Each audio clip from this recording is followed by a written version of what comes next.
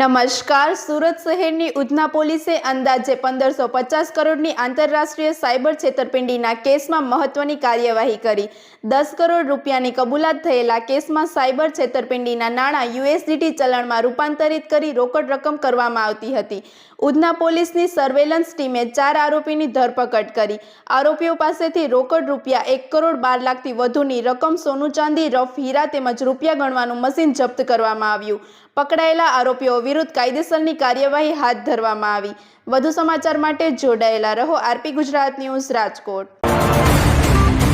Udhna police સ્ટેશનમાં એક cyber ફ્રોડનો ગુનો દાખલ થયેલો હતો, જેમાં અમારી પાસે એક ઇન્ફોર્મેશન હતી કે એક વ્યક્તિ છે એ પોતાની પાસે અત્યારે બેંકની ચેકબુક, પાસબુક, પોતાના બેંકના ડિટેલ્સ અને એક મેમોરેન્ડમ એટલે કે પાર્ટનરશિપની ડીડ લઈ અને જઈ રહ્યો છે.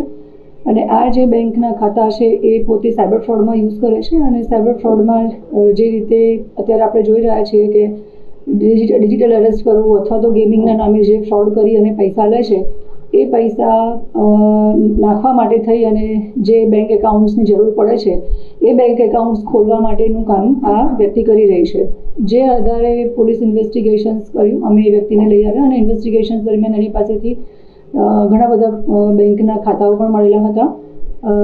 એની જે મેઇન આરોપી છે જે અમે અટક કરેલા છે, અગાઉ 25 જેટલા આરોપી અટક કરેલા છે, જેમાં એક કિરાત જાદવાણી કરીને પણ છે. કિરાત જાદવાણી જે મેઇન આરોપી છે એની ઓફિસનું જે સર્ચ અમે કર્યું એ વખતે અમને 164 જેટલા અલગ અલગ બેંકના કરંટ અને ખાતા મળેલા હતા, જેમાં એ લોકો બેંકના એમ્પ્લોઈઝને, કર્મચારીઓને પણ સાથે રાખી અને ગુમાસ્તા ધારા વગર પણ દુકાન ખોલવી, દુકાનના ફોટોગ્રાફ્સ લેવા, ખોટા ફોટોગ્રાફ્સ બનાવવા અને એના આધારે બેંકમાં એક ખાતું ખોલાવવું, બેંકમાં ખાતું ખોલાવી અને એક આખી લિંક જનરેટ કરવી, API લિંક પણ જનરેટ કરવી અને એ લિંક જનરેટ કરી અને ખાતું ખોલાવી અને જે સાયબર ફ્રોડના નાણાં છે એ ખાતામાં પડતા હતા.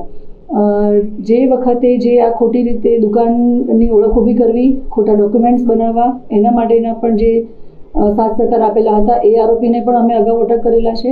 બેંકના 8 કર્મચારીઓને પણ અમે અટક કર્યા છે, કારણ કે બેંકની કર્મચારીની સંડોવણી વગર આ સાયબર ફ્રોડના નાણાં એ ખાતામાં પડે એ શક્ય જ નહોતું.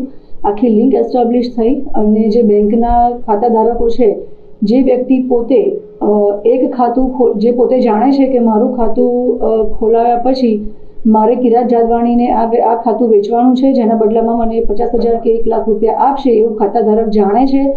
એ જાણે છે કે આમાં કોઈ ઇલીગલ ફ્રોડના નાણાં પડવાના છે, છતાં પણ એ 50,000 અથવા 1 લાખ રૂપિયાની લાલચમાં આવી અને પોતે પોતાનું ખાતું કિરાત જાદવાણીને વેચતા હતા. એવા તમામ ખાતા ધારકોને પણ અમે પોલીસે અગાઉ અટક કરેલા છે. એ ઇન્વેસ્ટિગેશન્સની લાઈન જ્યારે ચાલુ હતી ત્યારે અમારી પાસે એક એવી ઇન્ફોર્મેશન સ્ટડીના આધારે અને ઇન્વેસ્ટિગેશન્સમાં મળી કે જે ખાતાઓ 164 જેવા જે ખાતાઓ છે એમાંથી આશરે 8 થી 9 જેટલા ખાતાઓમાંથી 90 લાખ રૂપિયા જેટલા જે રૂપિયા છે એનું ટ્રાન્ઝેક્શન થયું છે. અમિત નામની કોઈ વ્યક્તિ છે અને જેના ખાતામાં આ પૈસા પડેલા છે. જ્યારે અમિતની અમે પૂછપરછ કરી ત્યારે અમિતે કીધું હતું કે આમાં જે આરોપી છે પકડાયેલા અબ્દુલ કાદિર ચામડિયા, જેઓ એની પાસેથી જ અમિત જગદીશચંદ્ર ચોકસીના એના પિતાના ખાતામાં આ 90 લાખ રૂપિયા ગયેલા હતા. જેમાં અમે અમિત જગદીશચંદ્ર ચોકસીની પણ ધરપકડ કરી છે. અને જે આરોપી છે અબ્દુલ કાદિર ચામડિયા, કે જેણે 90 લાખ રૂપિયાનું મ્યુલ એકાઉન્ટ્સમાંથી ટ્રાન્ઝેક્શન્સ અમિત જગદીશચંદ્ર ચોકસી અને એના પિતાના ખાતામાં કર્યું છે, એ બંનેને અમે અટક કર્યા છે. આની જ્યારે અમે ઇન્ફોર્મેશન લેતા અને ઇન્વેસ્ટિગેશન્સ કરતા હતા ત્યારે આરોપી જે અબ્દુલ કાદિર ચામડિયા છે એણે બીજા એક હવાલાથી પણ USDT ટ્રાન્સફર કરેલા છે, જેનું નામ છે ચિરાગભાઈ ઉર્ફે ચાર્લી નાગજીભાઈ સુતરિયા. એના ત્યાં કામ કરતા પ્રવીણભાઈ લક્ષ્મણભાઈ ગઢિયા, જેઓની પણ અમે અટક કરેલ છે. અને USDTમાં એ લોકો ત્યાં આ જે પૈસા મ્યુલ એકાઉન્ટ્સમાંથી સાયબર ફ્રોડના આવતા હતા એનું એ લોકો USDTમાં કન્વર્ટ કરતા હતા.